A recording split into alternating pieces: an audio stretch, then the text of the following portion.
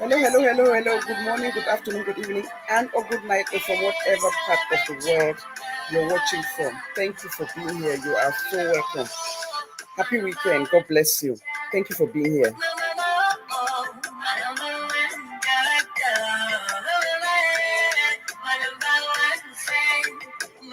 Yeah, today we are talking about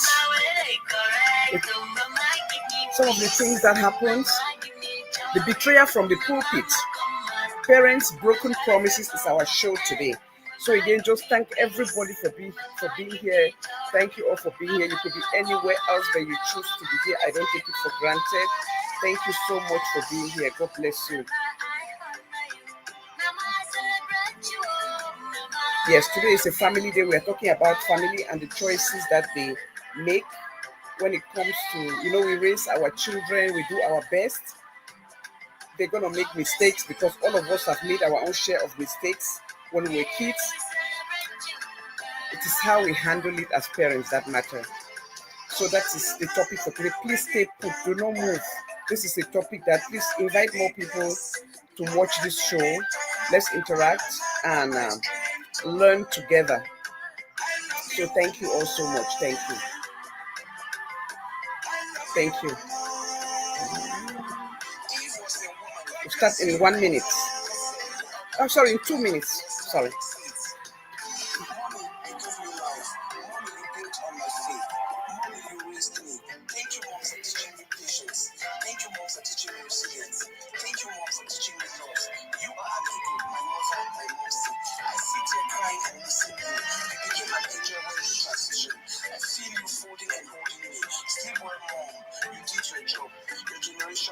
Happy weekend, guys.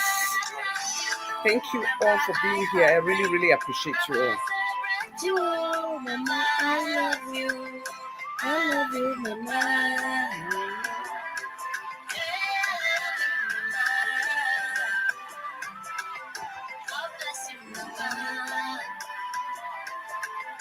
I celebrate you, Mama.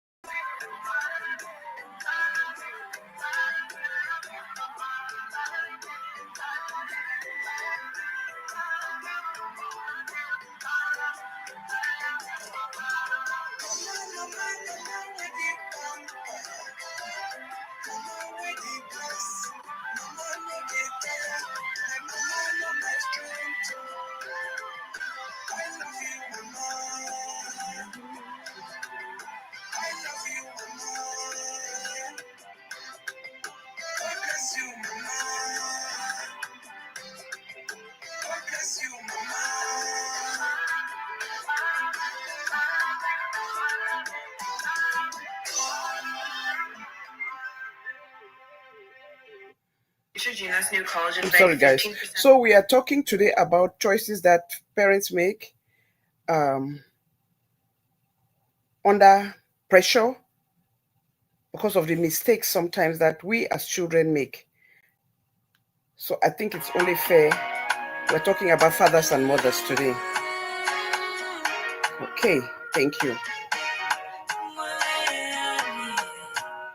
It's a family day and children, raising grown-up children.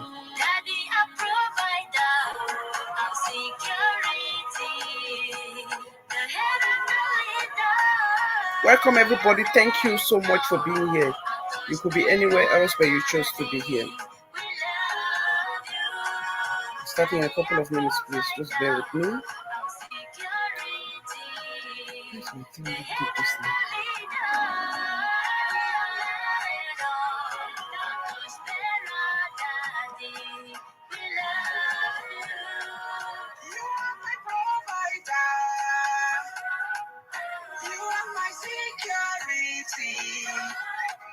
Support picking the great from great support, my darling. You're welcome. JP Lover 2025, my darling. You are so welcome.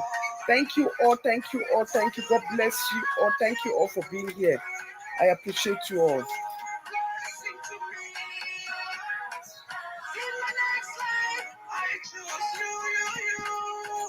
Ooh, yeah.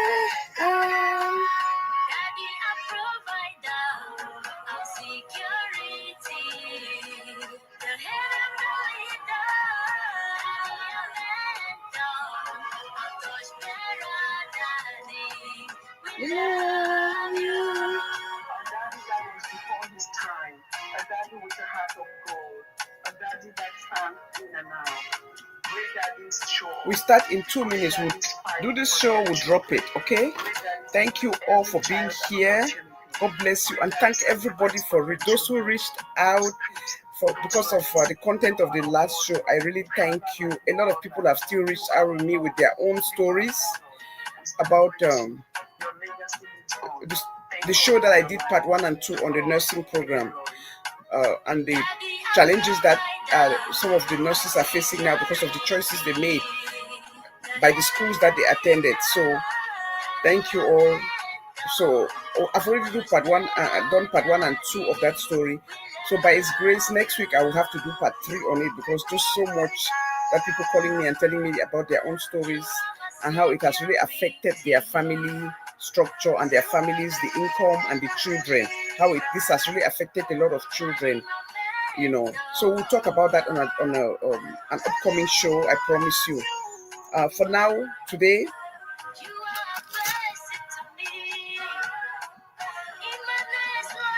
it's about a betrayal from the pulpit, a daughter's tears, okay, and why she took her parents to court. And that is what we are talking. And why she's suing her parents for $10,000. So that's what we are talking about today. So again, I just want to appreciate everybody. I thank everybody for coming. God bless you all. Thank you all so much from the bottom of my heart. And I really, really, really appreciate you all. Thank you. So we'll go into this show. Anybody can watch this on replay or when they join us later. Yes, because this show, we're going to do it for an hour and a half. I have an hour and a half to give you people on this show today. By His grace, not more than 2 hours, but an hour and a half is what I project for this show today. So thank you all for coming. Yes, so as you can see from my my title, you know, all of us will say, oh, we want to have kids, we look forward to having children. But there's a lot of patience that comes with having children. And just because our children have left home, just because they've gone to college, does not mean that, yes, the law says that after 18 they're adults, true, but they are still our children, and it is still our responsibility to keep being there for them, to keep standing up for them, to keep guiding them, because we all know that at 18, think about yourself at 18, what did you know? What did you know?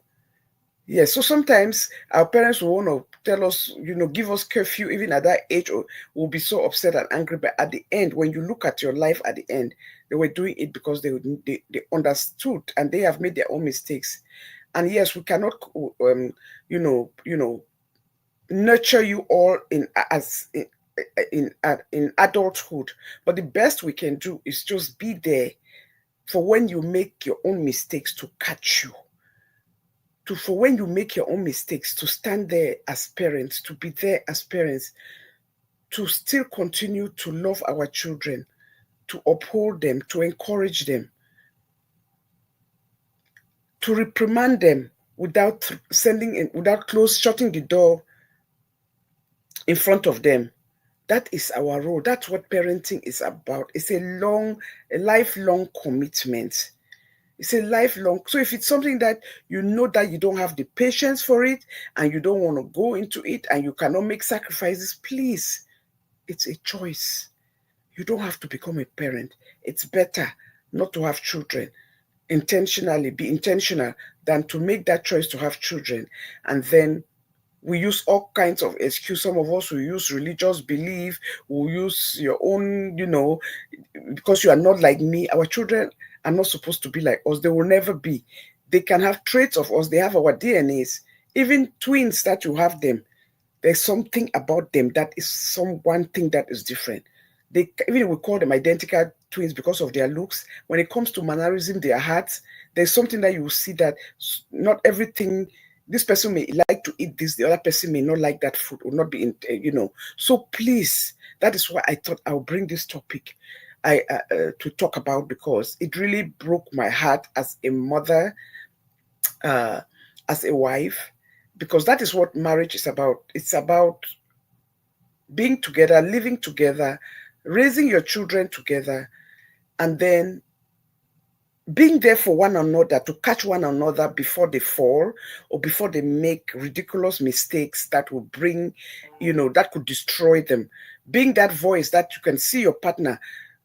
I always say it, when your husband is reprimanding your child, please, please do not intercede. Do it from behind.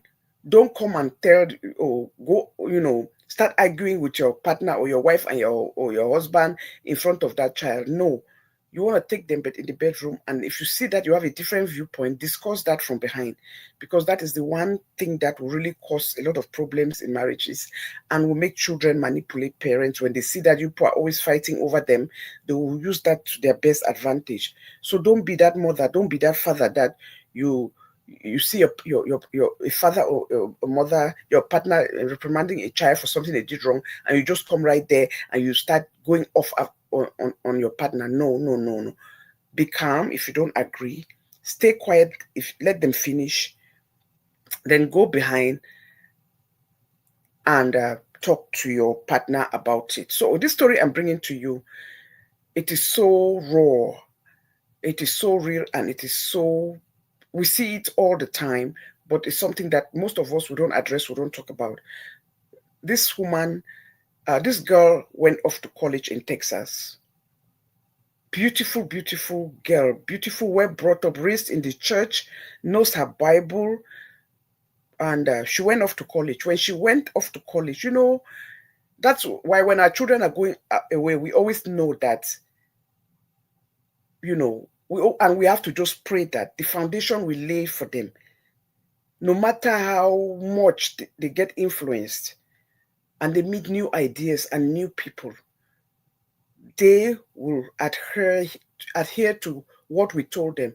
They will hear our voices, our little voices in their ears, if it is something that they are telling them to go astray.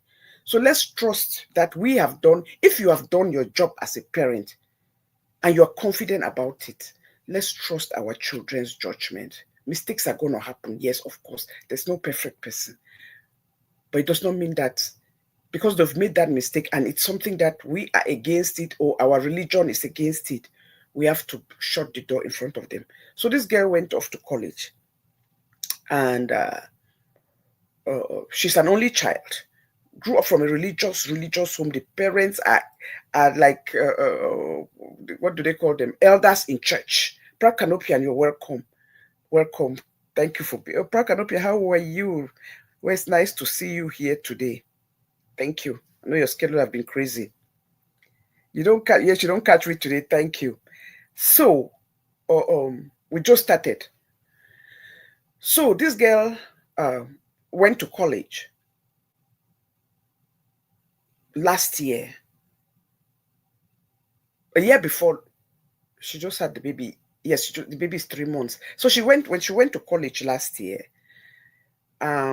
unfortunately for her, she got entangled with, how they do, we have praise, we study, sometimes you do have study classes, you get to know one another, one thing leads to another. We all have experienced. A boy will come and chat to you, talk to you, and make you feel comfortable, greet you, make you feel welcoming, thinking that it's your classmate, somebody who has concerns. Before she knew it, this guy had knocked on their door, and she had a roommate, but the roommate had gone to class, but she did not have class that morning. And so this person that she has just seen, talked to, knew the room number, just stopped by. And when he came there, what he did was he raped that. He raped her in the hostel. She was so angry. She was so embarrassed. First of all, remember, a child who grew up in the church. She was so ashamed. She blamed herself. She cried. She wept. She did not tell anybody until when she realized that her period came, and her period did not come. 6 weeks later, she realized after that incident, but she was so withdrawn. 6 weeks after that incident, her period she did not come. She found out she was pregnant. Now she was so traumatized, so scared, really worried now. This is when she told her roommate what had happened, blamed herself and everything. Her roommate said, "You have to tell your parents. You can't stay without telling your parents." Her roommate encouraged her. She called, that's when she called her parents. She went home because they live in Texas, and she was going to school in Texas. So she took a weekend off. She didn't want to talk to her parents on the phone, went home, sat her parents down, in tears told the parents. The parents were so traumatized. That's their only child. The fathers so traumatized, the dad, the mother, and she was so traumatized, and she told them that she cannot deal with this. So it's too much for her, and so they encouraged her, they embraced her. So now she realized she had the support in Texas. If you go, I didn't know where you learn all kinds of things in Texas. If you go through RAPED, it takes 3 months for you to file a case. Can you believe that? I thought that is anything that is statutory RAPED should not have any limitation. So within these 3 months, because don't forget, she realized it when she was already 6 weeks old. And now she's coming to tell, she was already in 2 months along when she's complaining. Now to get somebody, and they are trying to file all the papers and everything. She reported it on time before that, within that 3 months. But they used the system to play with time and blame it on her for sitting on that story. Why she did not report from the first day? She said her religion, the embarrassment, the shame, and everything. They locked up this guy, and just at the nick of that 3 months, they released this guy. They brought politics into it, and they brought race into it. And she felt so bad. Now it's 3 months, and they decided that she told her parents she cannot keep this baby. She cannot. She's going to go terminate. The parents told her, "You cannot. We come from a religious family. We don't believe in that." The mother said that she is a product of that, because her mother was a product of RAPED. That's how she was born. So her daughter cannot do it. Oh my God, her daughter cannot terminate, because here she is. Her mother went through it, and she's here, and she has lived through life. So the girl cannot do it. So the parents promised to support her financially. She said because she cannot do it, she cannot raise the child by herself. There's no way she can do it. The parents promised to support her financially to raise this child and bring this girl into the child into the world. Sorry, the child into the world. She listened to them. When she got to 6 months pregnant, from whatever conversation the parents went out there and heard something from some church member that, oh, but that the man, yes, the guy RAPED her, but the guy did not, that's not the first man she's been with. They heard that when she went there, she got a boyfriend. So it means that she had already been disvirgined by somebody else. So the parents now changed their position.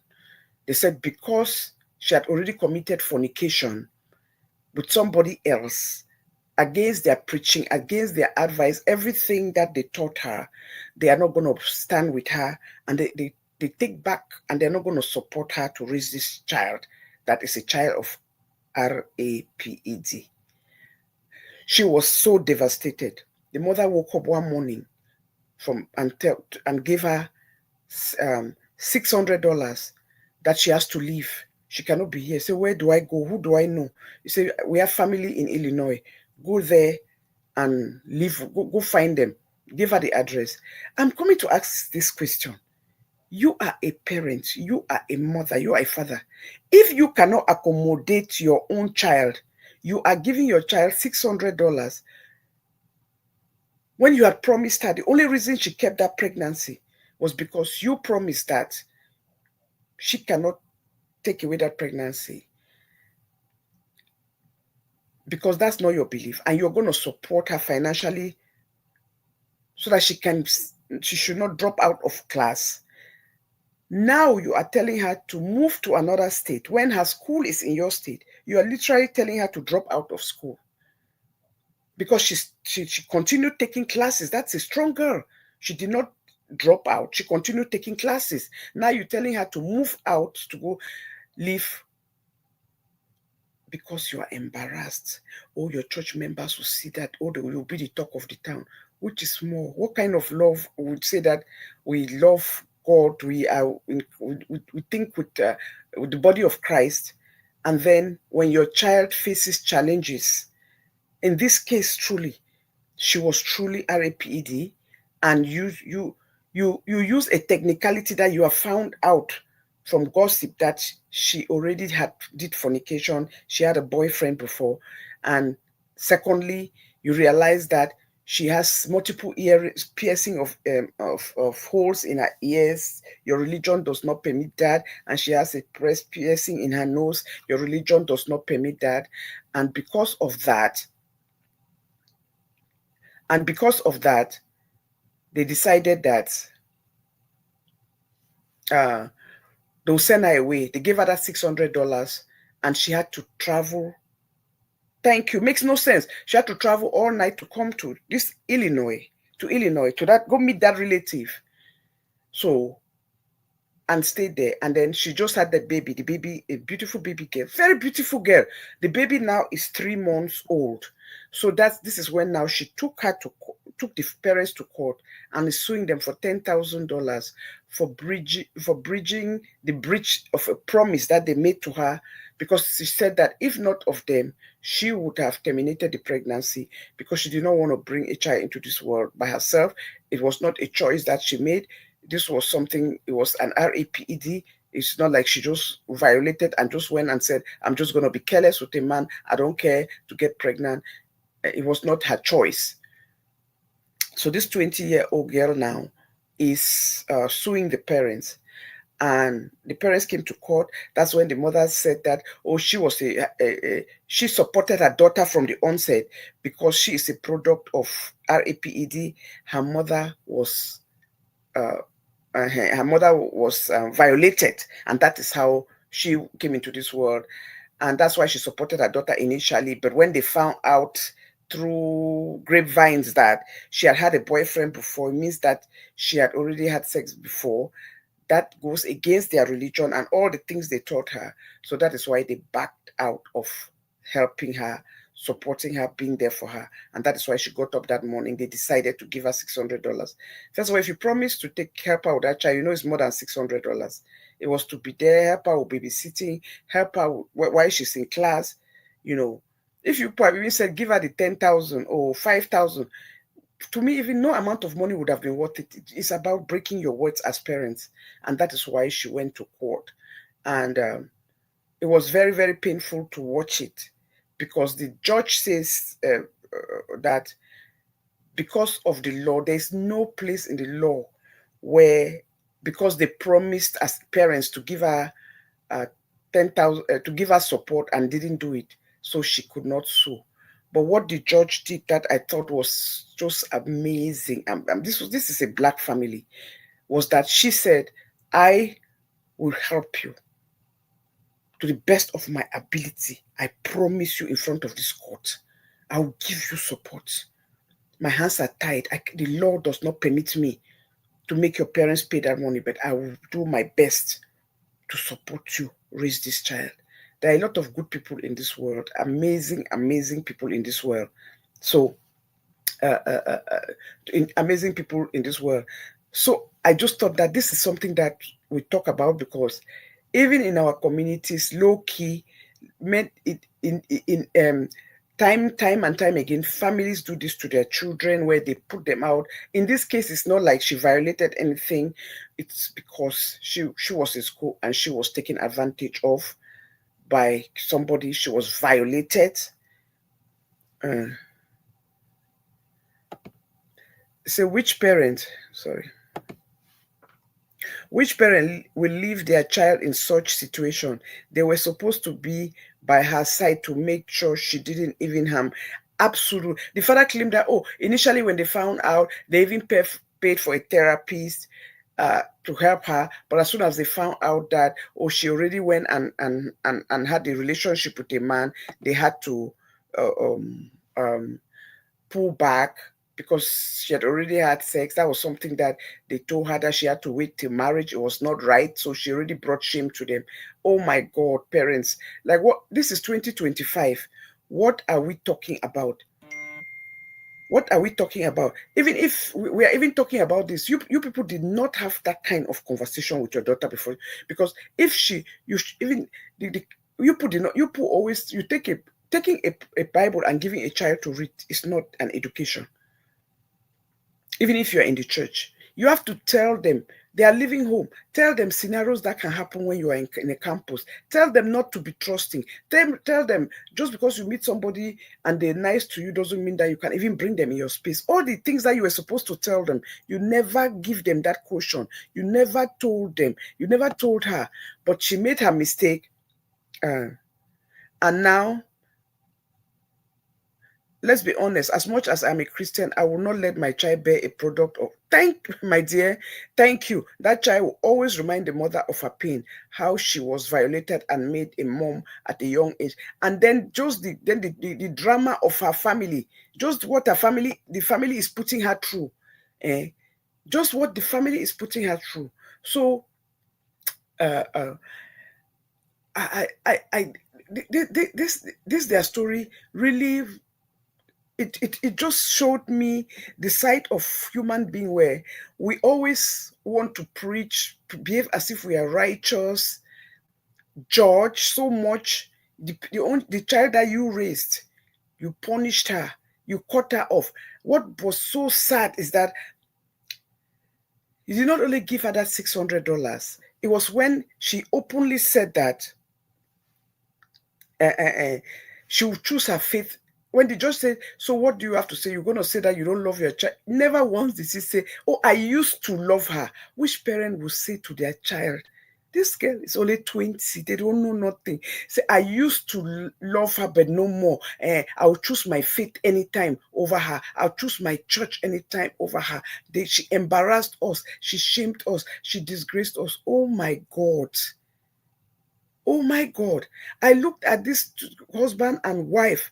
I'm looking at them. I don't see nothing in that in what they are saying that is Christ-like. Because even Jesus Christ allowed a prostitute to come close to him, to sit by him, to wash his legs, did not judge her, gave her an opportunity to see, to be confident in herself, that even with that prostitution that you're doing, there's some goodness in her. There was something that was kind in her.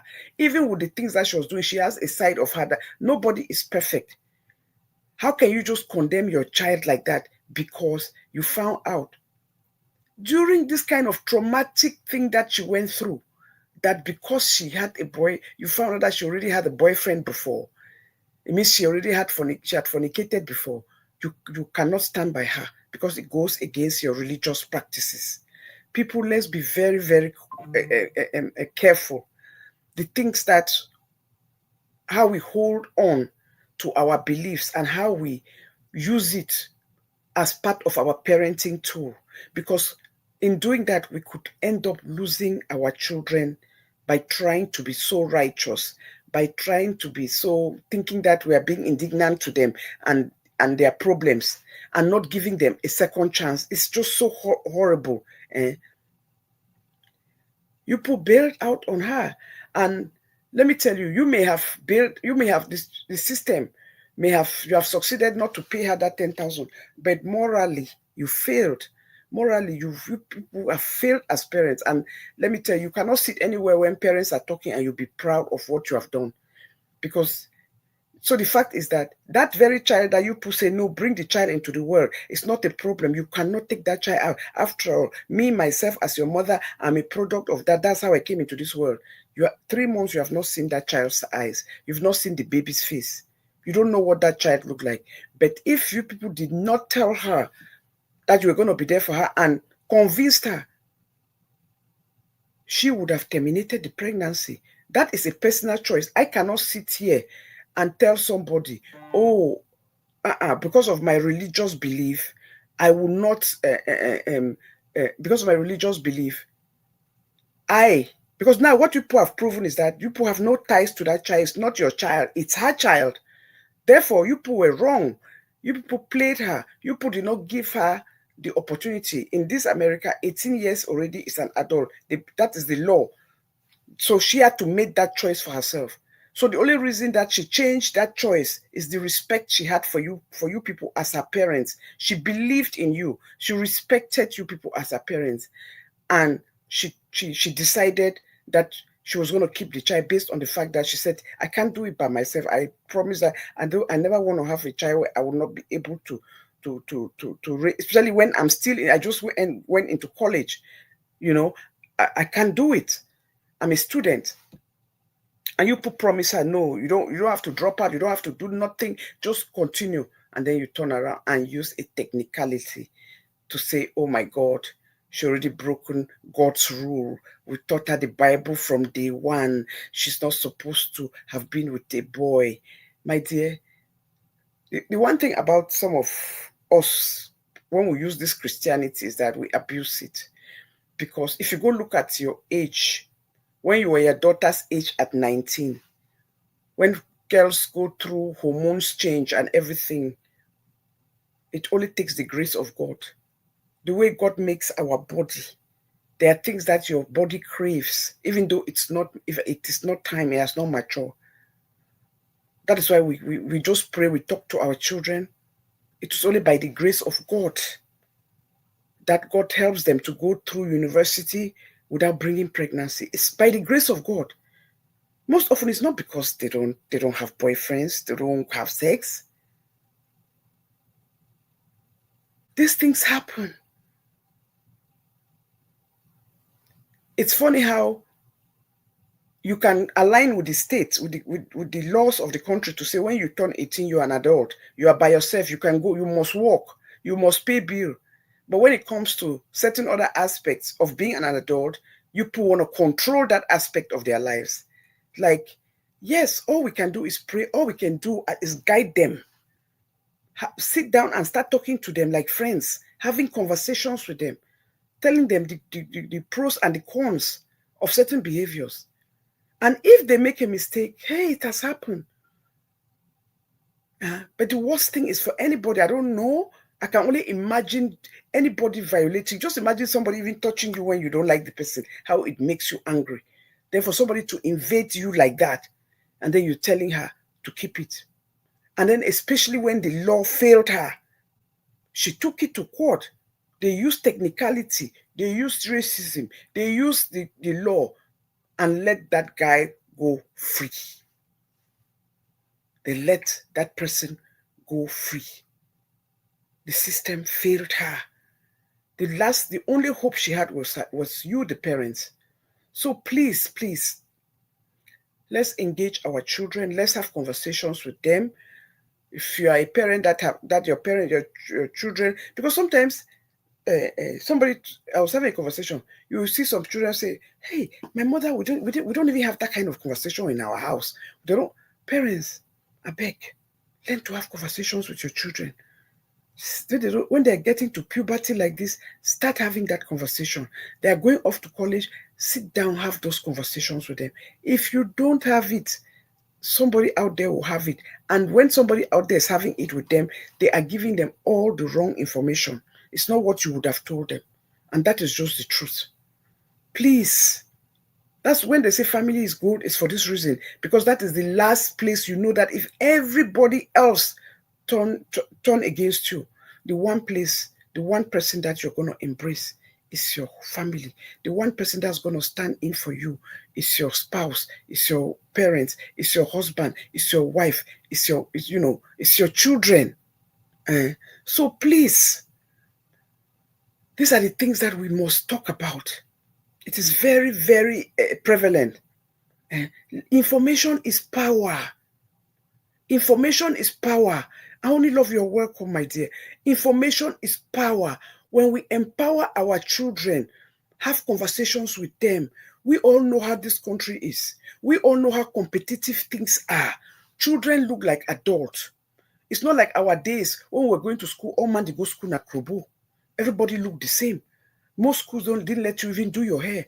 But here, Children go to beauty shop. Children wear long hair. They put rollers. They go to school looking like adults. But if you go find out that child is 15, that child is 16.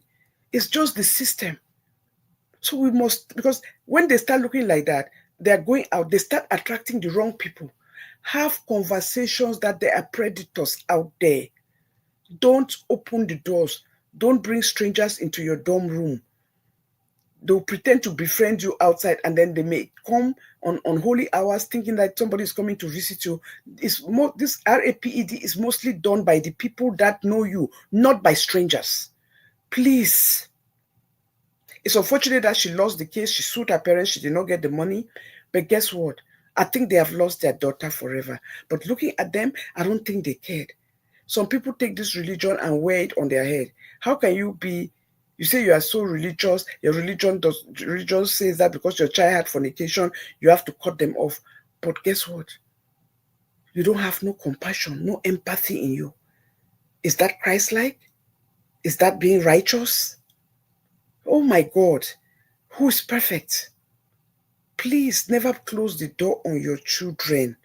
No, never close the door on your children. Take an example of what just happened in you people know what happened here on Wednesday. That guy, what's his name? Who the 31-year-old activist, a political activist who got shot and quarad. They have been looking for that little boy. Just look at who did that. 22-year-old child is the one who quarreled that man. But guess what? That young man, 22-year-old, 22 years old, Charlie Kirk. Think about it. It was not because the law enforcement were the one who set the trap, did their job, make the laws, and then he was caught. Guess what? For this child to have gone home and confessed to his father, it means that they had that kind of relationship. It means that they raised him better. They raised him where you were free to talk up to your parents about everything, your feelings. I wish he had this conversation if he was having this yen. For whatever reason that he thought that he could use a gun to gun down another man. Because maybe, we don't know yet. So let me not say what, because they are saying that his parents are all conservatives. His parents are Republican. He lives in a red state, Republican state. For whatever reason you went after and thought you could bring down another life. I wish he had said, I'm having these feelings. But the fact that he committed the crime, they already took 2 people in and realized it was the wrong people. And he sat quiet and he trusted to give his father that information that I did it. It means that he had a right. He made the right decision. He had a right. He had a right, a good relationship, trusting relationship with his parents. But I come to ask you, what did the parents do? The parents turned him in. That one is different because he took a life. He took a life and other people were suffering for that crime that he committed. They were pointing fingers at innocent people. Look at how many HBCU colleges were closing all. Those were black colleges. Their kids already left and went home. They were being targeted for something that had nothing to do with them, living in completely different states. Please, have relationship with your children where they, yes, like this boy, they can quarrel somebody and be able, no matter how afraid or they come to realization, how much they have come to realization that they are able to come to you as a parent and tell you, I did it, Mom, I did it, Dad, I am sorry. What will make 22-year-old that has just started life, has not even, we'll find out. I don't even know if he has already graduated college. I don't know if he's even in school. He should be graduating. If he was in college, he should be graduating this May coming up. Or he may have just graduated last May. Why would a child of that age think that if I don't agree with you, I have to put something through you. These are the conversations we must be having with our children. That they will go to colleges, they will be in dorm rooms, they will be in settings, they will be in professional settings. Not everybody is going to agree with you. But saying that you're going to blackmail them is not the right way. Saying that you're going to take them, no. You don't eliminate somebody just because maybe their point of view you don't agree. You don't do that. You avoid them. If you know that you cannot be in one room with them, avoid them. Ignore them, just shut them out so that me, I never even knew about this guy. God knows. If this did not happen, never, me, who is a news junkie, I have never heard about it, about him. If this did not happen, I didn't even know that he existed. And I bet most people did not know. So all you had to do was look for your own space, and a space that had nothing to do with him, and mind your business instead of saying that I'm going to take a life. Talking about this story of the pulpit, betrayal from the pulpit. This girl, by his grace, thank God for that judge, is a female too, and is a Caucasian who says, don't worry, I will do my best to give you all my own support to help you raise this child. I can't wait to follow up to see what this woman gave this girl, how he put things in place to help her. So in this world, help can come from anybody. Her family let her down, betrayed her. But see how somebody else just stepped in and said, I'm going to support you. I'm going to help you. Help you. There's this pastor here in Springfield who did a testimony. He started a church, was trying to build that church. He started with 35 people. He said he wanted to build this church. His wife was that kind of WOG, woman of God, that the congregation loved her, walked with him. They did so much together, grew the church and everything. God bless them. The year he opened the church, 1 year before they had their son. This little boy was so into it was very artistic, loved drawing, could just look at you and draw you. Just had this gift that God gave. And when he was 7 years old, he went to school, and they are Pentecostal. And he saw this drawing. He said, oh my God. They were advertising something on the board in their school for people who want to elevate themselves from Methodist teaching to take that class. It was free. You don't have to pay, to enhance your drawings in biblical issues, Bible and biblical figures. So this little boy was so happy because he would draw all the time and bring it. And when he brought it, the mother was so happy. The father was so embroiled in the church. This pastor said he was so embroiled in the church. He would go Monday, then Wednesday evening, Sundays. His church grew now so much. He was having 2 services, one in the morning, one in the evening. Saturdays was youth services. So 7 days a week, he's there doing evangelism and everything. And when the wife brought it and he would be like, I'm not really happy. We are people in the church. I'm a pastor. This does not, this child is so much into this thing. I want to, when he's in church, you see, he does not pay attention when he's in Sunday school. They are complaining that he does not pay attention in Sunday school. All he wants to do is just sit in a corner and looking so dazed, like he's so bored and everything. But when he comes home, he can stay on the weekends. He can stay drawing for the whole day. This is not how I envision my son to be. We raised him in the church. He's supposed to be better. He's supposed to be a better person, supposed to be a better human being than this. And then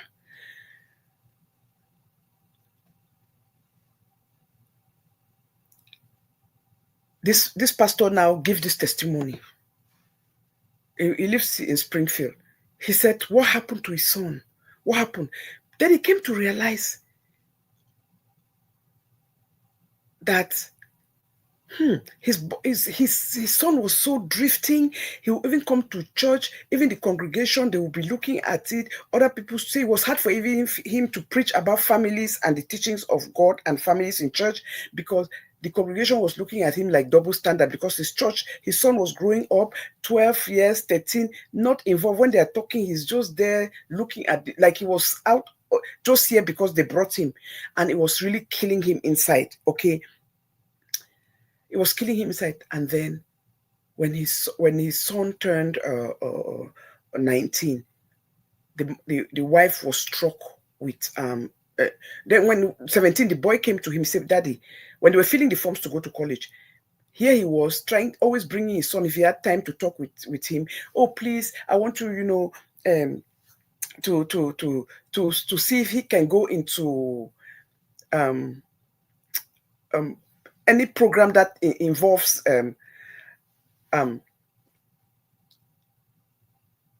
the church, anything that is Christ-like. He was thinking that, he was gonna go, just replace him, so that when he's gone, he's gonna take over, go to pastoral school and everything. Say he was shocked when that boy, on his 17th birthday, Bella Fountain TV, my darling, welcome. On his 17th birthday, on this, absolutely, God has his own plan. On the 17th birthday, the boy just came to him. He said, Daddy, I want to be I've applied for architectural school.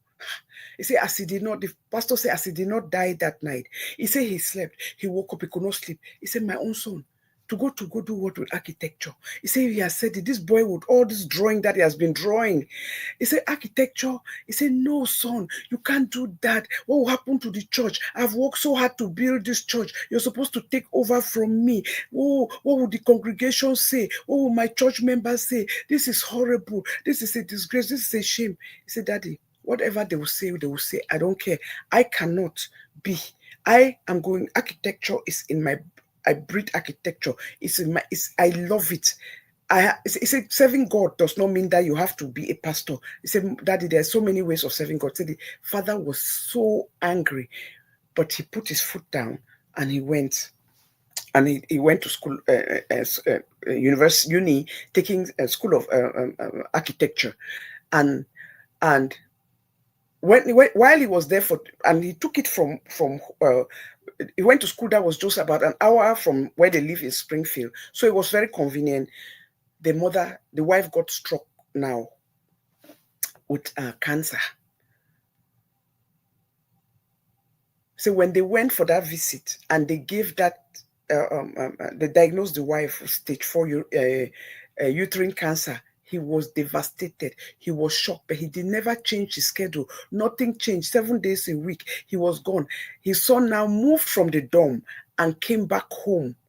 So the son was the one taking the mother to chemo. The son was the one following everything, taking care of the mother, filling her, running to fill her prescription, And this man, he was running. So he just finally realized, oh my God. But he said, but you know what? But I'm serving God. This is my own way of dealing with it. My own way of dealing with it is, instead, to be strong, to be resilient, to pray more, to be with the congregation more, to pray more for the congregation, go to home visits and pray for people, call to go out of town to give services to other denominations and all these things. And he was doing all this and thinking that, he was doing the right thing. And in the midst of so much dedication to his congregation, he ended up forgetting to count that he was counseling the whole world, taking care of everybody else. But at the moment that his family needed him the most, he was not there. He was not there for his wife.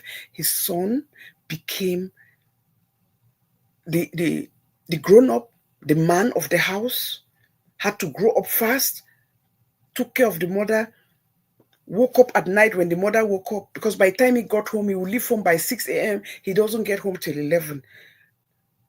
And it was so, so he saw how his son just, in a few months, the son just grew up so fast in front of him. And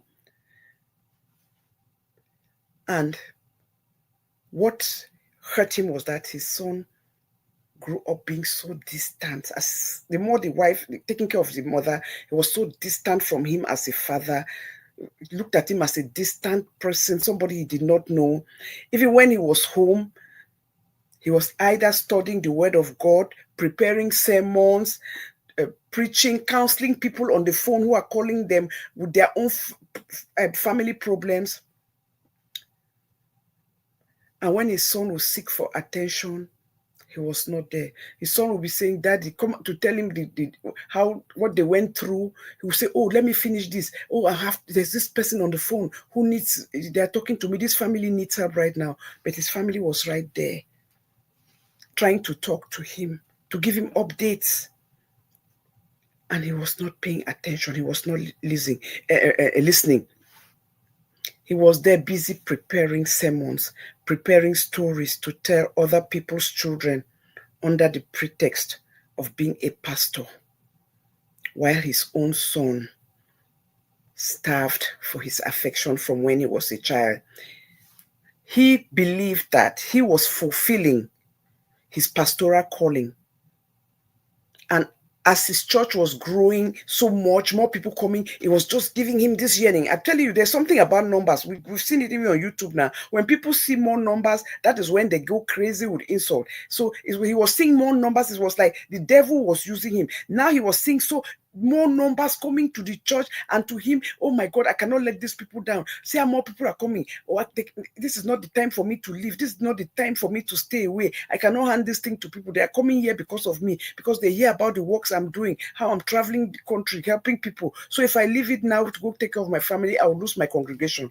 He paid so much in the congregation that, and as the church was growing, he was shutting himself off from his child, from his family, from his children. And evangelism, everything he took away. Even before this, when the son turned 15, before the mother got sick, the son 16, the son had gone out to look for a job. The father said, what do you need a job for? No, you want to pick up, okay, you can work, but don't pick up Saturdays because that's youth service, youth day in church. You cannot. He said, Father, I must work on Saturday because I need my money. He said, no, if you pray, God will provide. He said, Daddy, how can you tell me that if I pray, God will provide? God provides for those who work. So he said the son just turned everything, the way he was preaching the Bible, and turn it on him, And this was just, so every time the son will respond to him, he will go and sit and he will pain him. He will see it as disrespect until it was just later that he realized, he will go around doing radio programs. Oh, I missed something here. Yes, charity. Thank you. Charity begins at home. Absolutely. So we can say he wanted people to say, "Oh, his wife is sick. He is still." Thank you. That is exactly what he said. Oh, how are you holding up? You are such a strong man. You are such a strong man. But what these people did not realize that all the time that he is with them, when he went home, he goes back on the phone only with other people that he's counseling. It's not like when he went back, he's there with the family, sitting and having dinner, finding out how the day went, finding out how the doctor's visit went. It was the son doing all that, filling prescriptions, doing everything.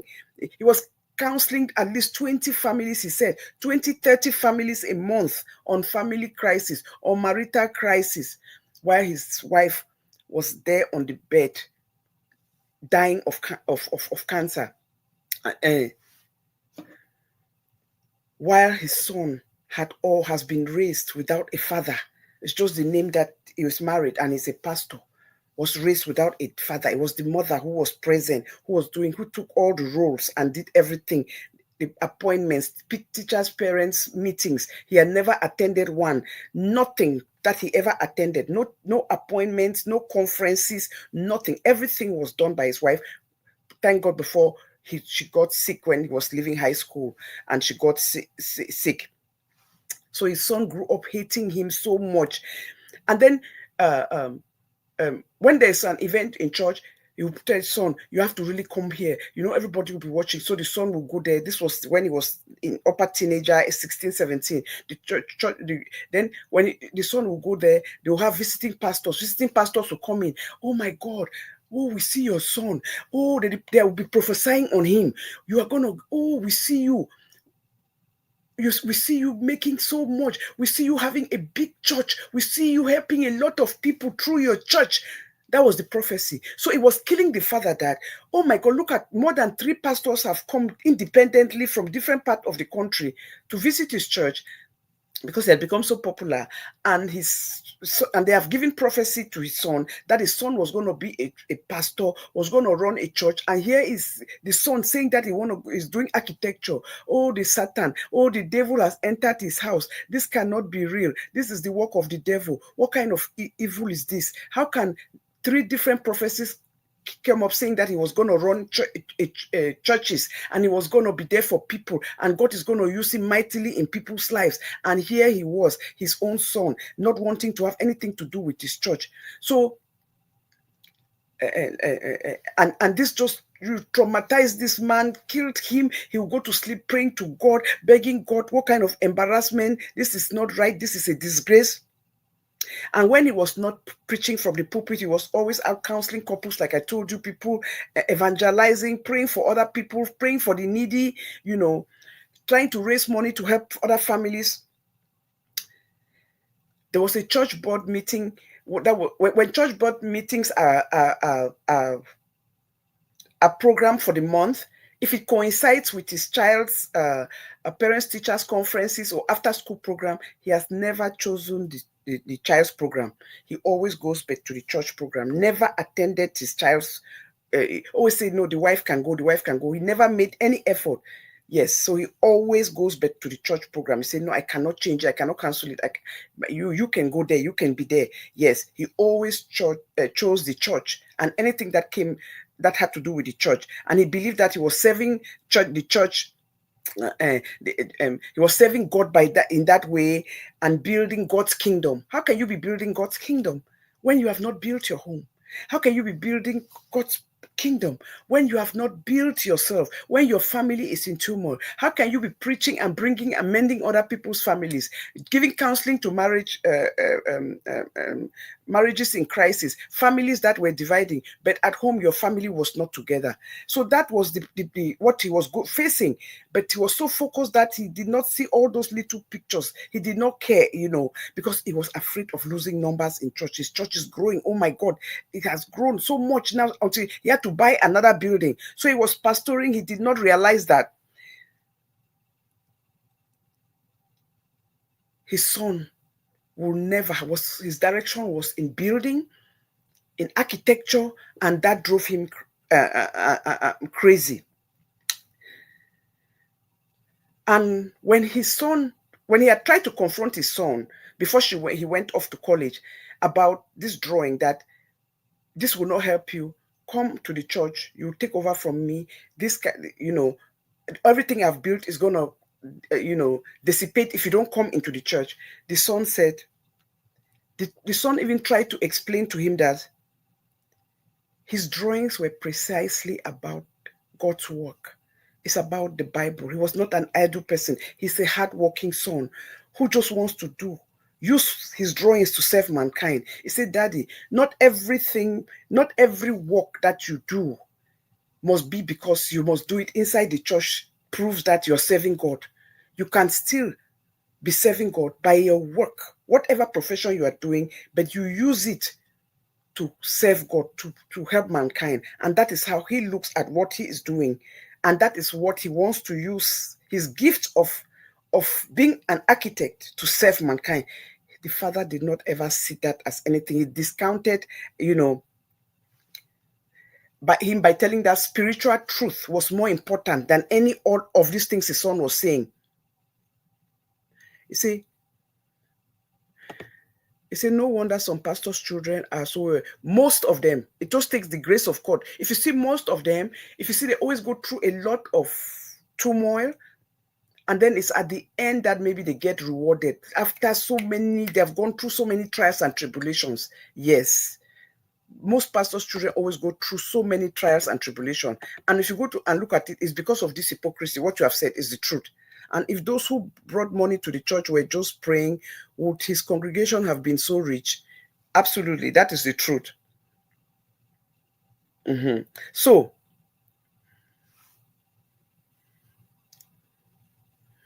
uh, um, when that son had brought him that drawing that he wanted to go take that course, the father refused. So he never took that course from the Methodist church. The father was telling her, oh, we, the Pentecostal. I always thought that when you are a Christian, you are a Christian. Just be happy that your child wants to do anything or go to a church or be Christian. Because they say, oh, we, the Pentecostal teaching, we did not believe the way the Methodists do their own kind of teaching. So I would not want you to go take that class on biblical drawings, because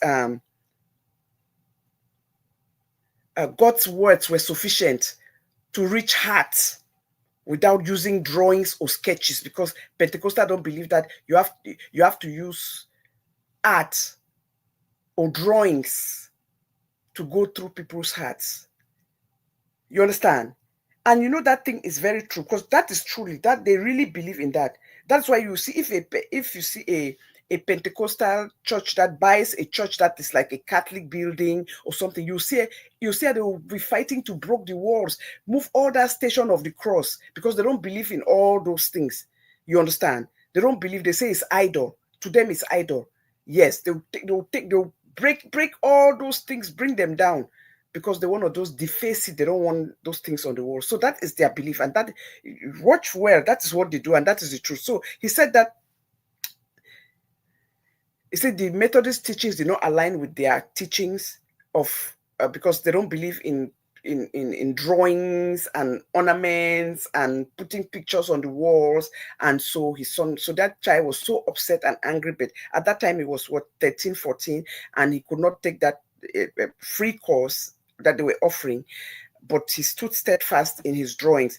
He told his son to focus on prayers, reading the Bible, fasting, as it was the spiritual tool that really mattered. Yes, all that really matter is true, but it does not mean that you cannot incorporate. Drawing is not a crime. It does not mean. And then the worst one was the son came one day when he became a teenager, and the son told him, "Daddy, why can't I watch a movie? Can I just watch a movie?" He said, "No, we don't believe in movies.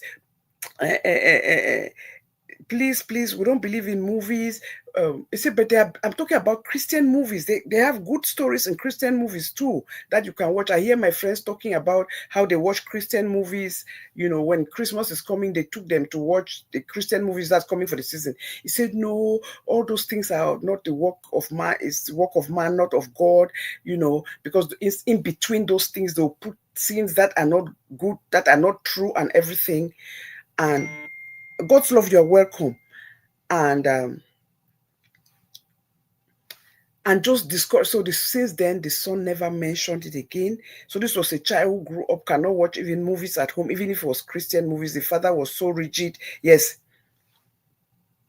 And so later, this man was just regretting, giving this testimony that his denominational prejudice ended up destroying his relationship with his son, because that father bond, he was not involved, did not know, didn't have that boy talk with his son, even when he was going off to college. He forgot that serving God was creative, was being serving God's creativity is still part of being a Christian. You see, a lot of people use their skills to be givers, to do philanthropy work. That's still part of God's work. That's what God wants us to do. You can do it giving, being kind, being compassionate can be done from any. You must not do it only from the pulpit. You can do it from anywhere, and that is just the truth, and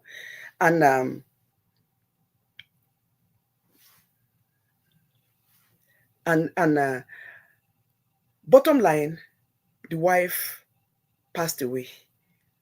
The day that the wife was about giving up, the son ran to his office and called, "Daddy, please leave what you're doing. We're losing mom." He ran to that room. And the one thing that killed him is his wife is somebody who never complains, who never says anything. But there was one thing that he said. She said to him, say, "My son had to grow up so fast. My son, our son, and our son became a man. But it's a blessing to have had a son, because some husbands may not be there with you when you are going through pain and challenges in life." He said that struck him, that pained him. And those were the last words. And then she said, "But please, he's still our son. He's still a child. Please be there for him." And that's how she passed on, by giving him those. So in his heart now, so she had all this in her mind. She was going through all this pain, thinking about him this way, that he was not present. And she had to tell him, okay. And when the mother passed, he went on, graduated, fell in love, brought the girl home to his dad. But he and the father had a distant relationship, because he refused to come to church. When the mother died, it was finished, because he didn't even want to have anything. So when he went to marry this girl, the father was against it. This girl did not come from a Christian background, did not come from a Pentecostal background and everything. And he did not like the way her earrings were big and the way she dressed.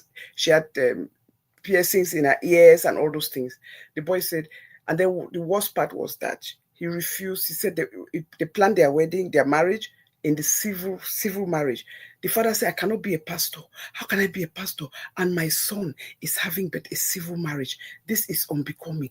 This is not right. This is not." Oh my God, the disgrace. I've officiated so many weddings in my church. Other people are getting married. I'm officiating. My son is getting married. The son said, "Daddy, she comes from a different denomination. I come from a different denomination. Maybe later we'll come to that agreement on where to go bless our marriage. But for now, we are doing but the civil wedding."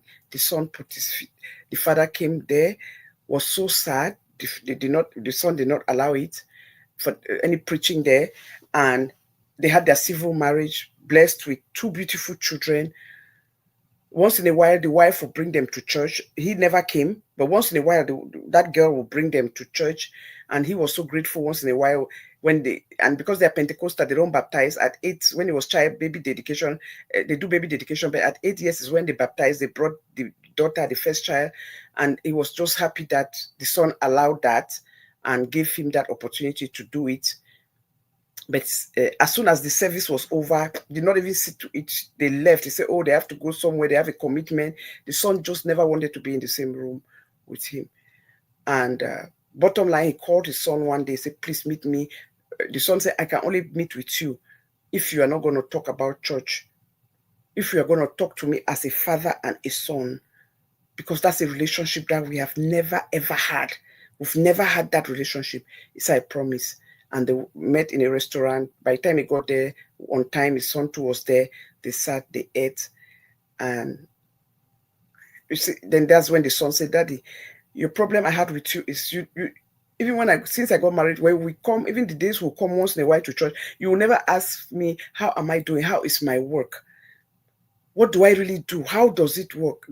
He said, "Daddy, what I do, I have finished college. I'm working with one of the great marginalized firm.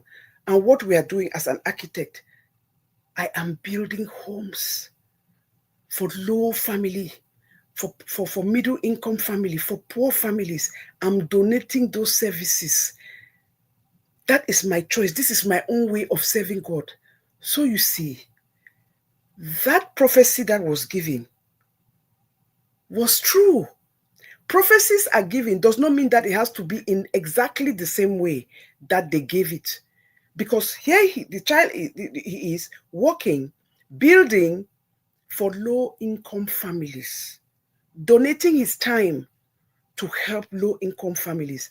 Did not choose to go work with big firms where he could make so much money in real estate. He chose to align with those companies that are helping low-income families that pay. The pay is not that great, but it is not bad. But the point is that he's there bringing smiles to single mothers, helping to build homes for low income, for patients with cancer, sick people, the marginalized. He said, Daddy, that is what I was trying to tell you. And that is when the father said, oh my God, there was a light bulb moment for him. He saw it and he realized, oh my God, my son have been serving all this while. My son has such a compassionate heart. And because his mom even died of cancer, he was building homes and giving them as to use for hospice, for cancer, to keep cancer patients.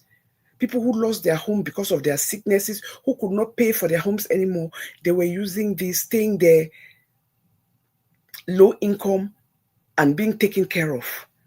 So you see, the son has been serving. He has used his drawings, that drawing, which was his passion. That is why when your children have passion, support their passion. Let's not stop telling them you have to be this profession, you have to be this profession, you must be this profession. No, let them be. Let's encourage them, support their dreams. Because through their passion, when you are doing anything that you love, you become a blessing. And you become blessed in the process. You become blessed in the process and you become a blessing. And through this program where the son was there helping low-income families, just making the bare minimum, where he could have taken big firms, worked in them, he was serving. He went and took care of, built for this family. And this philanthropist came into one of those buildings that he was structuring here in Illinois. And when they came, they just saw how dedicated he was. His team has built more than 200 homes to assist families who are marginalized, who had terminal sicknesses and all those things. This man was like, oh my God. Anonymously left this guy a check for $10 million in an envelope, put his name on it and just said thank you. When he left it there, when he came, they said, oh, family, there was a person who came here. They didn't tell him who the philanthropist was. Said he had come there, learned that they were the ones, his team was the one that has been building all these facilities to help poor families. Left him a check for him. Said, I put this so your own children will be able to go to good schools because you have really dedicated almost 15 years of your life to help marginalized families. Thank you for all you do. So, you see that prophecy that was given? This was the prophecy that he's going to build church. When they say you're going to, prophecy may come that you're going to own a church, you're going to build a church, you're going to, that church may not be that you build a church or you go inside a church, you'll be a pastor. It's about pastoring in the things you do, in touching lives, in helping people, in helping marginalized people, in giving hope to the hopeless. And this was the father, the pastor, fighting the son and never had a great relationship because he was so angry from the time he found out that child, all he wanted to do was draw. He did not see that as doing God's work, only at the end. We always know the results at the end. That is why God did not make a mistake to make us not to know the future. Because if we all knew the future, we'll pretend. We'll not be our authentic selves. We will not serve God genuinely. We will not do God work genuinely because we will be wanting the ultimate prize, the reward, and the accolades. But when we don't know, we do things because we do it out of our authentic selves. We do it because it's the right thing to do. That is when you get recognition for your work. God did not make a mistake. Not at all. This father did not know that all along God has given the child that he bore was a gift to the world. Look at how many lives the son touched. Not by preaching, not by saying God's words, but by using God's words, using the Bible to be there for his neighbors, to show compassion and empathy. The girl with the vibes, you're welcome. And that is how we should be doing things and thinking. Please, when you have children, be there for your children. If they are not breaking the law, they are not doing things bad. If they have dreams, let's support it. You don't have to come and say, I want to be a doctor. I want to be an engineer. I want to be a lawyer. For us to see it as, oh my God, it's a good thing. My child is, I told you about my girlfriend now. Three handsome sons. Every time born, oh, Rosemary, oh, Papa God, oh, God, give my child every profession. Give them every profession. Make sure that none of them is a lawyer. She know they hide them. Today she says it. She said it every time she was in the room. My friend Eve always said it. God, I beg you, don't give me a lawyer. Don't give me an attorney. I don't want a lawyer. I don't want a lawyer. Even though you see people with prestigious job. Oh my God, they are making so much money. They have so much power. They're in control of these things. But there are some people who see it and they don't see. Why should my child be? No. Hey, some of those people, hey, oh, no, whether they die, their eye cover because they don't over lie, they don't over chop bad money, they didn't know the truth, talk lie, they know the truth, they can destroy other people's family. So please, it's not about the profession. It's about the passion. I'm not to say make you go do apparatism. No great apparatism. We're talking about legitimate jobs. I'm not talking about 419. No. We're talking about legitimate jobs, please. We're talking about legitimate jobs. Who are we? And what are we supporting? How are we supporting our children? How are we supporting our children? Please.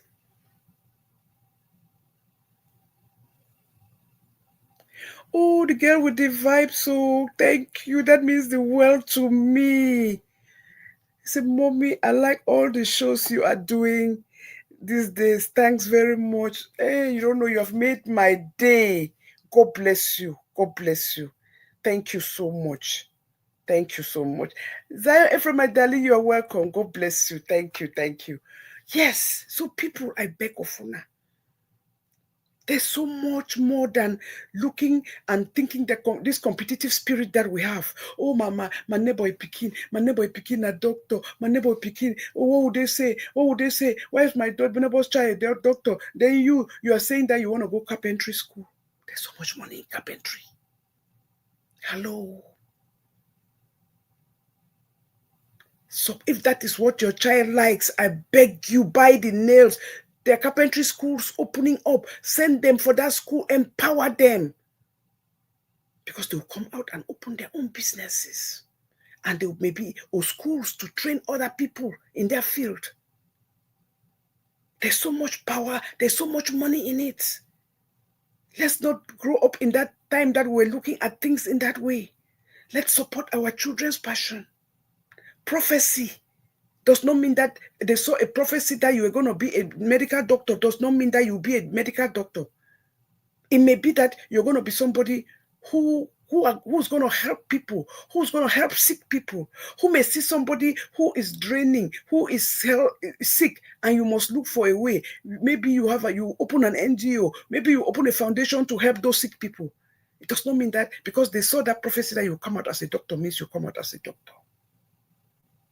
So this pastor was there going crazy. 3 pastors, big time prophecy seers have come to my church, and I've seen that you're going to grow up to open big church. You're going to take care of people. You're going to preach. You're going to save lives by your preaching. When it was the truth, they did not lie. But it did not mean that they were going to be a pastor. There's so many other versions of serving, of taking care of people, of preaching, of using your Bible, of using Christianity, of using God's words to serve mankind. We don't have to do it from the pulpit. Yes, we go to church, but not everybody can be a pastor. But just because you are not a pastor does not mean that you don't believe in God or you are not doing God's work. There are a lot of people from behind the scenes who are doing so much God's work. They don't talk about it. They don't say nothing. They don't publicize it. They don't have any reason to. They just do it because it's the right thing to do.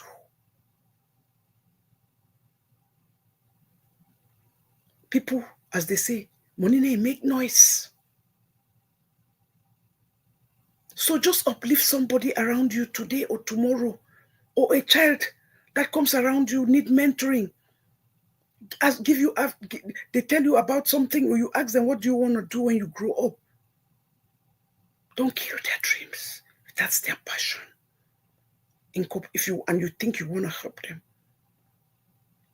them because it's the right thing to do. Not because you want to tell them what will be best for them.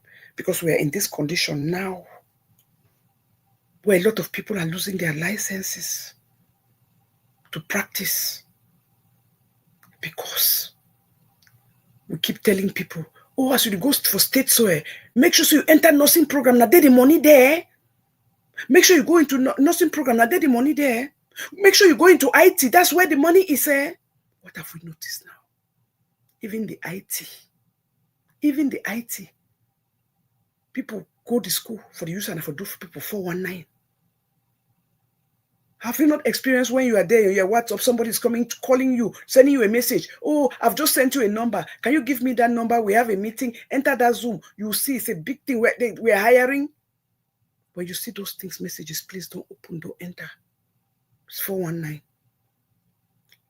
It's people who went to learn IT, and instead of using it for the right way, because it was not their passion. It was not their passion. They are using it to hurt people.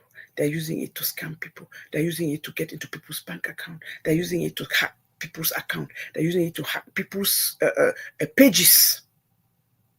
Because people who went in with passion for the job will never use it for 419. Or they will not be using it.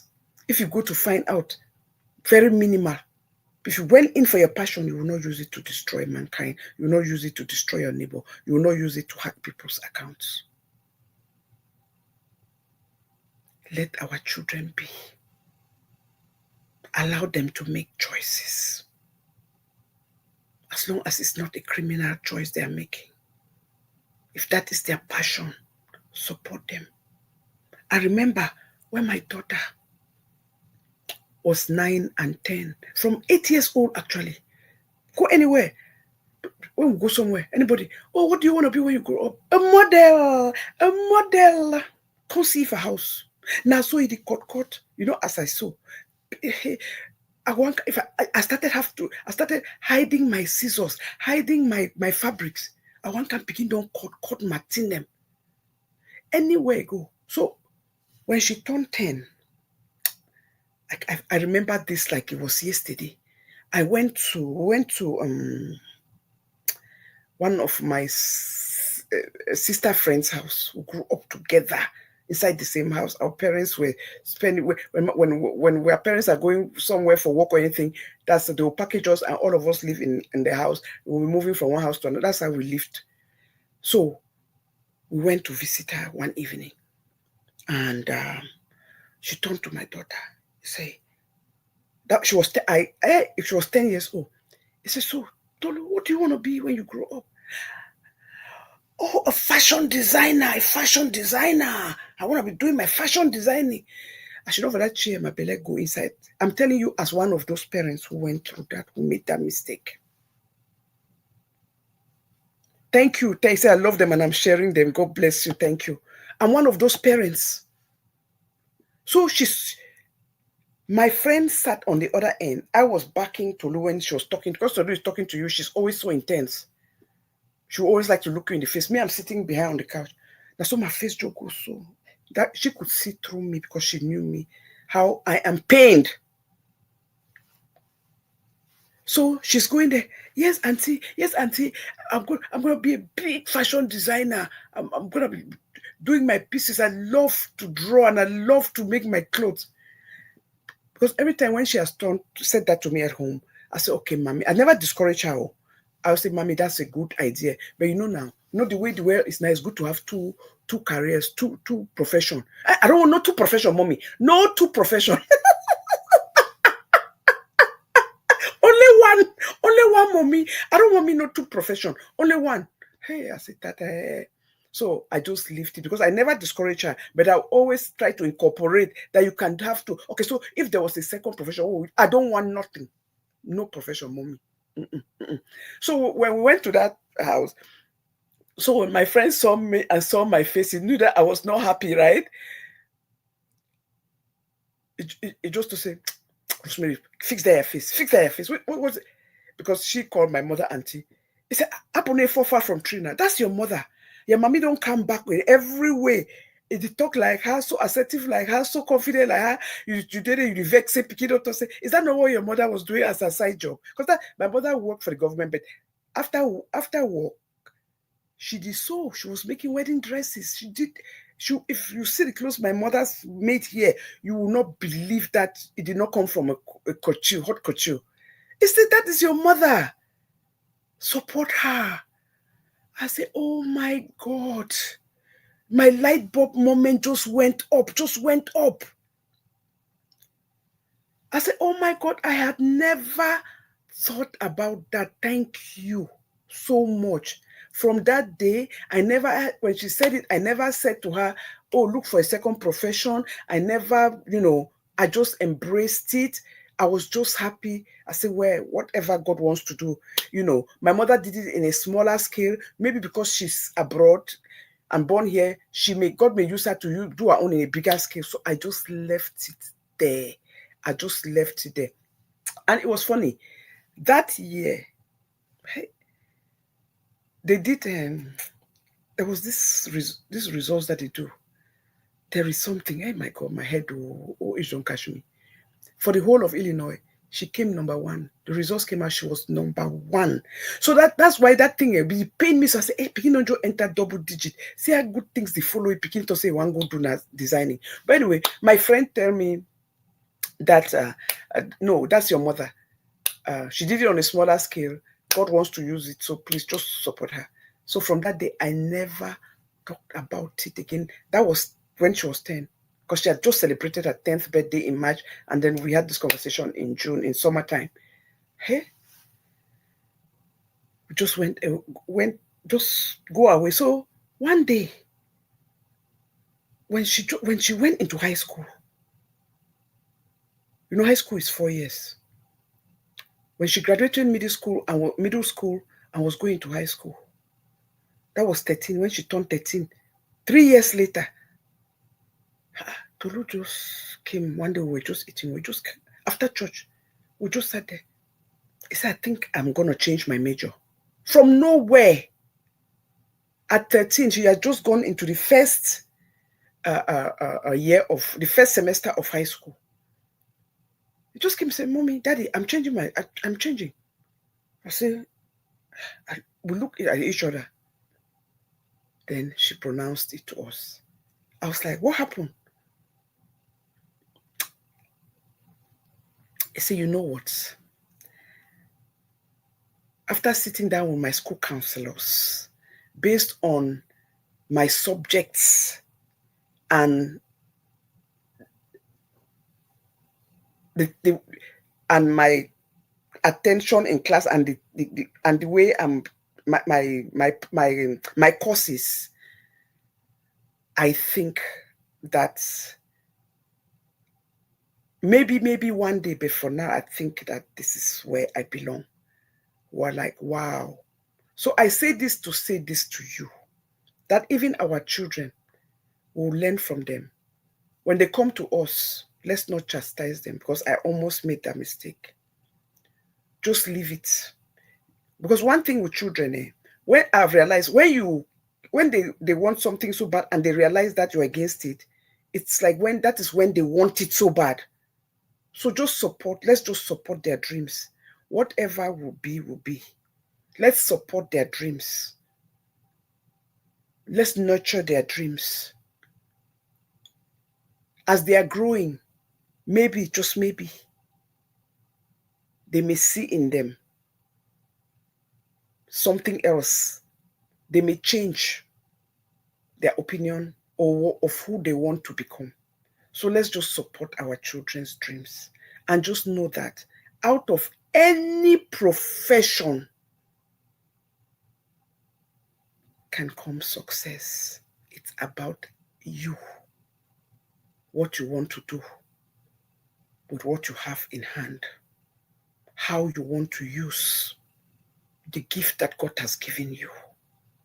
It's not whether you are a doctor, it's not whether you are a PhD holder. It's about you, how you want to sell yourself. Because you can do it negatively, you can have all the degrees, you can have all the titles, but you sell yourself negatively. And yet you can find somebody who you'll be looking like, oh, who's this person? Oh, who are you? But because that person knows teamwork, how to relate to people, how to talk to people, have self-respect and is reciprocal and is relatable, they build on that. Somebody watched my last show and called me. He said, oh my God, your show resonates so much with me. He said, I've been a DNP doctor in nursing for almost 15 years that she had earned her title. He said, but I have not changed from who I am. Not in a bad way, but I am not somebody who shows off. I live a good life. I'm very grateful to God. He has given me an opportunity to be able to afford, help my extended families, help my children, raise my children, me and my husband. He said, but guess what happened? After she watched my show, she called me. He said, I went to an event and she parked her car. So when she was leaving that event, there was another, it's our own people, though. Somebody else was leaving and realized that they were parked not far from them. He just came from there. Hey, dog, now what for you?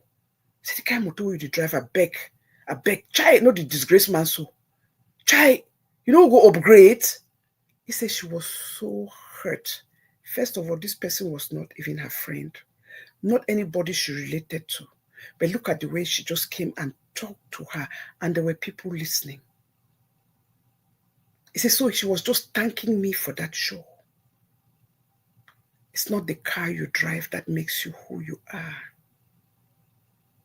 It's not the house you live in that makes it a home.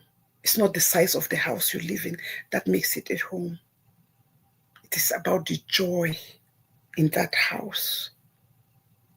It is about the unity in that house. It's about the choices you make. Just because you have that title and you decide to go buy a Mercedes, a Lexus, a big car, cars that are even bigger than that, that is your choice. But don't ever cross boundaries, because that was crossing boundaries. To see somebody else and have the audacity to go tell them that they are being cheap by driving a Toyota because they have big title. Everybody have their priority. Just because you drive that car does not mean that you are better than them. Guess what? You may be driving that car. You may be living in that biggest house, driving that car, but you have not done anything for anybody around you. That person, you don't know her load. Maybe because she's a compassionate person. Maybe because she has responsibilities. Maybe because she chooses to help people, extended family, pay tuition for other people. She chose. You say, you know what? I can afford it, but what? Why would I go buy this when I have people who really need help? There are people like that, so they choose to help those people and cut down. It's not like they don't have a car. The car is carrying her from point A to point B. It's not an ekete. It's a good car. So what does it matter? Eh? What did you say? Hard work pays. My mother is very good with pastries, good cook. She marks back and armed rest. Ooh, all those things my mom did. Oh my God, yes, she sews very well. Now just lazy now they make it say a beg. They get time again. Especially being here. If she was at home, I think she would be doing it as a hobby. But I think that her being here too, you understand, you see what I'm saying? Most people here don't do a back rest and arm rest like we use them at home. You see, so that is the truth. That is the truth. And then most people here, people are cutting down on how they eat, on those pastries and all those things.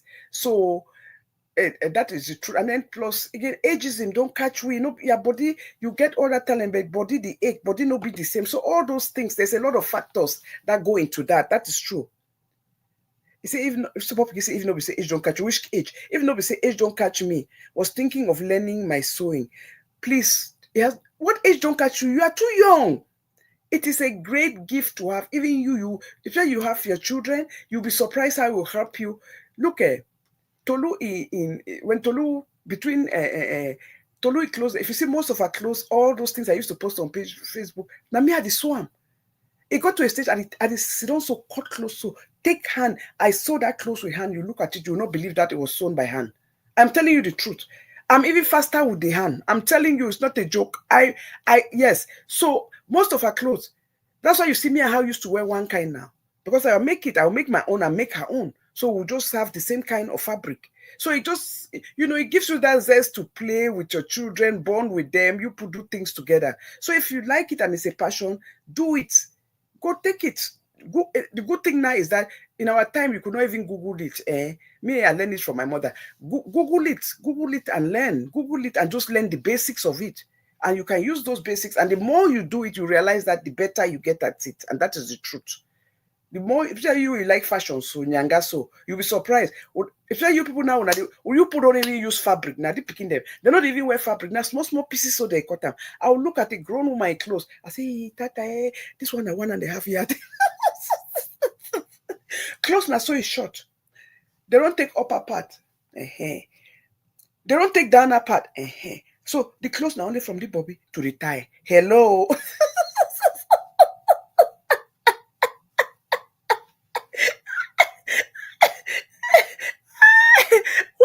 Papa go there. I say the fashion way they now. You can use half clothes. You can use one yard, 1.5 yard. You make clothes.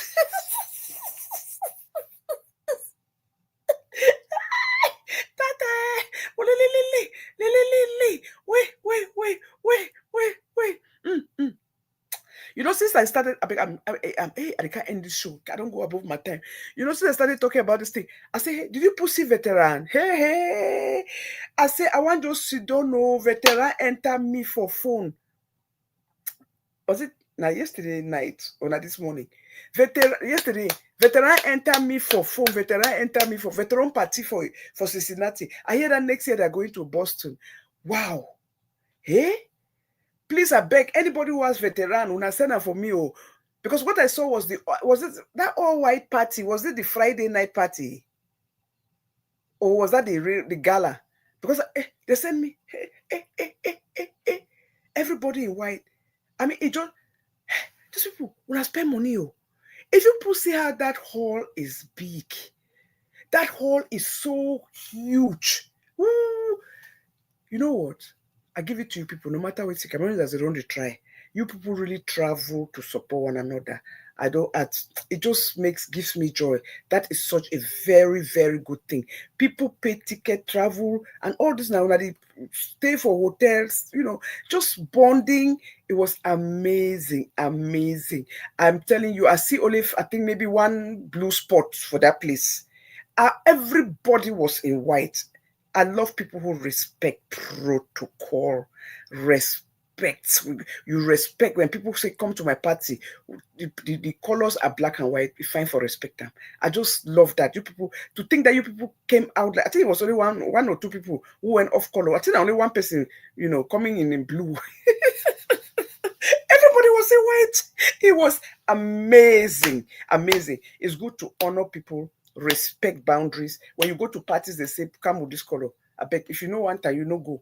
Yes, let's learn to respect. Especially when you're going to people's occasion, you see, and they say this is the color, honor it, respect it. It's very, very important.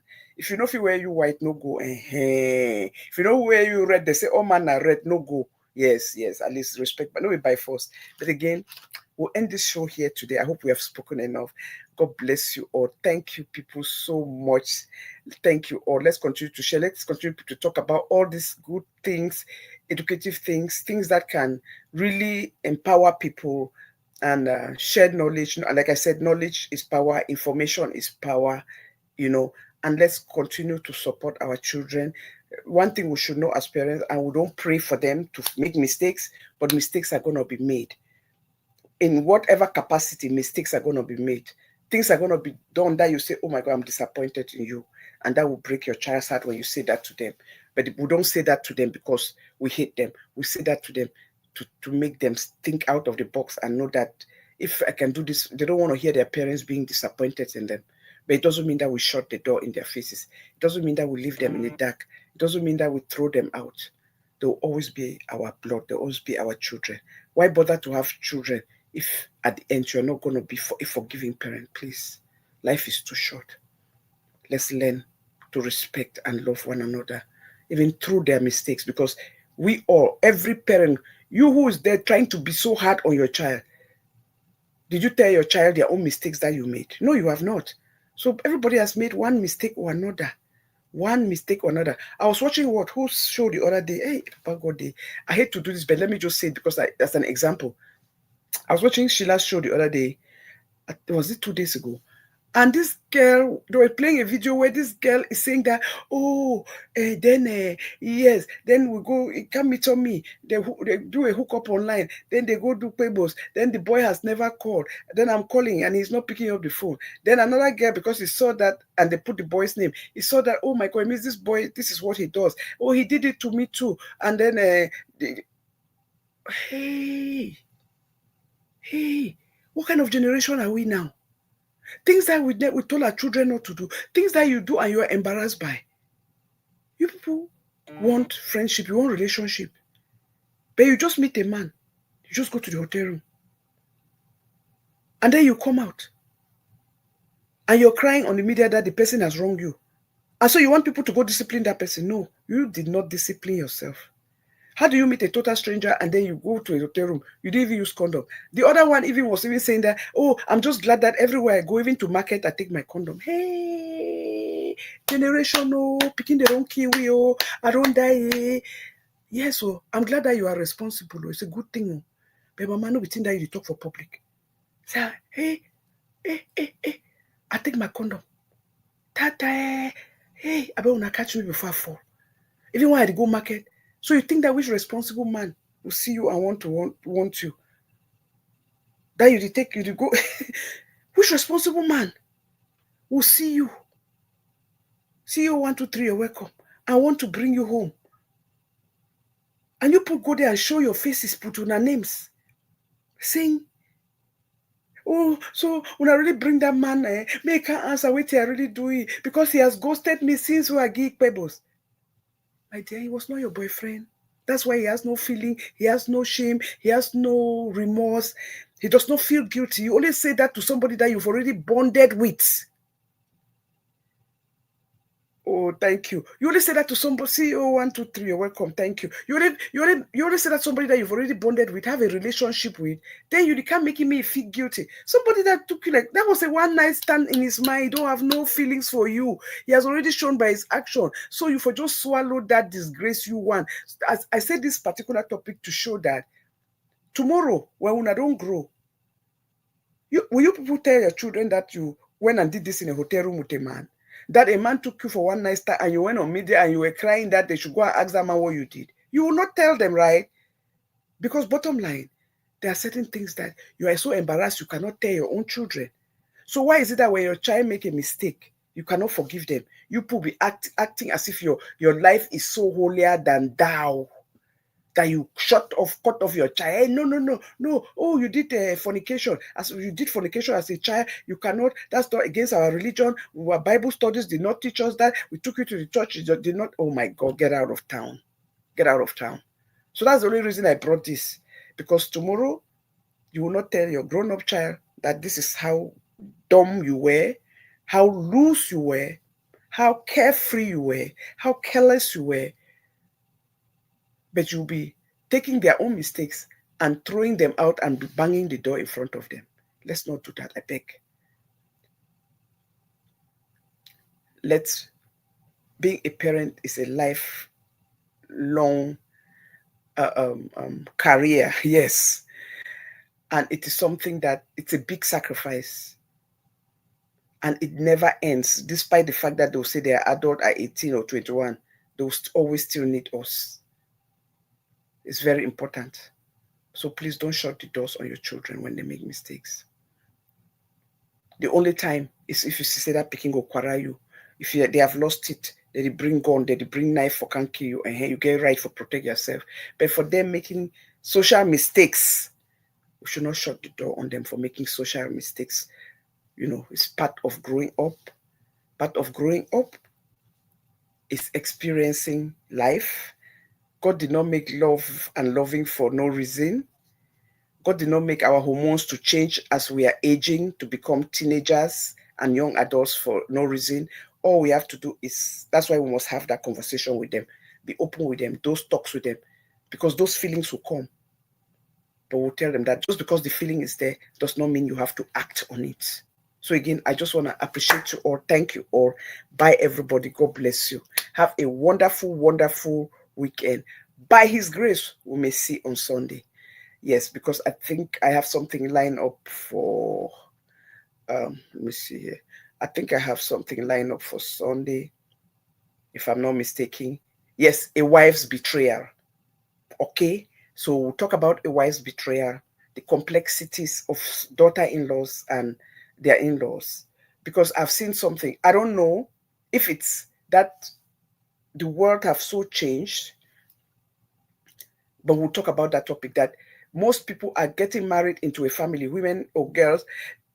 You just feel that because a man has advised, betrothed you, or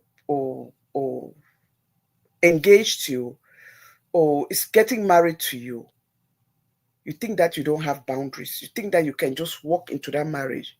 Or even the men, you think that because a woman has accepted to marry you, engaged you, you don't have boundaries, how you respect their parents. And she don't have boundaries. And then you just assume that financially, you can just see your mother-in-law's credit card, just go use it. Because, oh, I marry a son now, so we came to visit. Oh, you just take a, because even their own children don't take their credit card, just use it without permission. That's so.